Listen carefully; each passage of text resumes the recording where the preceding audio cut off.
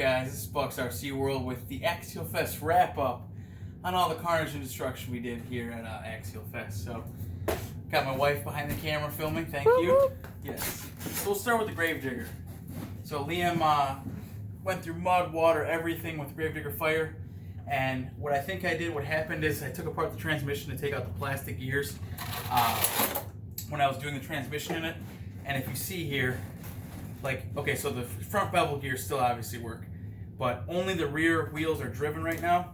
So I think what had happened was inside the transmission, the 3 screws that hold on to the drive, I can't think what it's called, the drive gear, output drive, the front ones, they all came out. So I'm gonna have to figure out what's broke inside there, but he was actually able to use this every day of the event, so that was awesome. So that one kind of survived, partially. Now, this was the fresh build. This is why this place is an absolute mess over here. A thrash to actually get it finished. But, as you see here, this came out, one of the link screws. I have no clue when that came out, but it was after the fact of actually trying to run it. This has that cheap Ghoul RC motor in it, a Spectrum STX2 receiver in it, and then I have the cheapy $20 servo. Well, anyway, Liam drove this through mud, and I have a short, quick video on actually him doing it a little bit, but not actually that much. And then it completely died. Then we tried it the next day, drove it a little bit, it cogged, and then that was it. It completely died. So this truck, we have no clue what the status is on this thing, if the receiver's fried, if it's the motor itself, it just has mud in it. So that one died too at the event, of course, you know. So that was first day that one died. Then this one also, on Friday, he killed it too. I don't know what he bounced off of, but if you see here, look up close, the shock is absolutely destroyed. I don't know how he did it, but there's literally just the, I can't think what that's called, the ball joint, and then the whole shock itself destroyed. So this truck, it died. It had a short death. It lived about an hour, so we used a little bit. Then this truck, we got the bomber, Axial bomber. Well, okay, so this is normal, right? You got 3 wheels, right? So lock diffs. Now check this out. That's good, right, guys? That's totally normal. So my wife, she actually comes over to me and she goes, "Check this out, guys. This is pretty awesome. Like, this is fun." She would floor it. This has a 4100 kV brushless motor in it.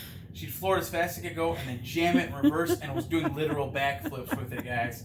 So yeah, just to have one, drive shaft failed, not bad. But it's the cool thing is though, my wife's awesome. She said I can get Vanquish products now. So we're gonna do Vanquish or Incision. We're gonna do the heavy duty locker in it with the CV shaft. So that's gonna.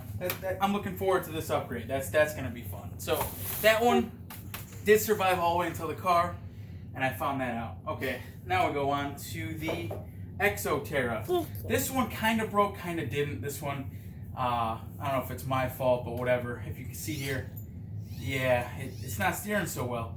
A piece of plastic, this plastic, what do you call it, link, kept popping off where the steering linkage goes on the ball joint. So that one was short-lived. That one lasted about a half hour. So whatever. That one, it was fun, but yeah, another person too was awesome. He works for Horizon out there, one of the orange shirts. I can't think what his name was. He didn't work for Axel, he worked for Horizon. And he first was going to tell me, "Hey, you can't have that out here." But he realized it said Exo and Axial, and he's like, "No, that is that Axial." He thought it was a low-C tenacity, which is pretty cool. So that was pretty funny. And then the one truck that I don't have down here, whatever, was the SCX-24, the little C10. That thing lasted every day. We ran it for an hour and a half, 2 hours, one little battery, one little 350 milliamp battery. That thing lasted for everything. But every other truck, yeah, we broke something on. So Axialfest was awesome. We did have fun with that. What do you think, Brie? Was it fun? Woo! Like flipping the cars. Yes. She had fun with that one at least. So that's cool. That's not too bad a breakage with that. That's running the 6S Trailmaster Pro Holmes Hobby motor, ESC in it with a 4100 kV. So anyway, it was a successful Axialfest, I think. Next year I know to bring a couple more things, but maybe the trucks will be built a little bit better. But anyway, guys, thanks for checking this out. This was the Axialfest 2020 Badlands wrap-up. Alright guys, we'll see you in the next one.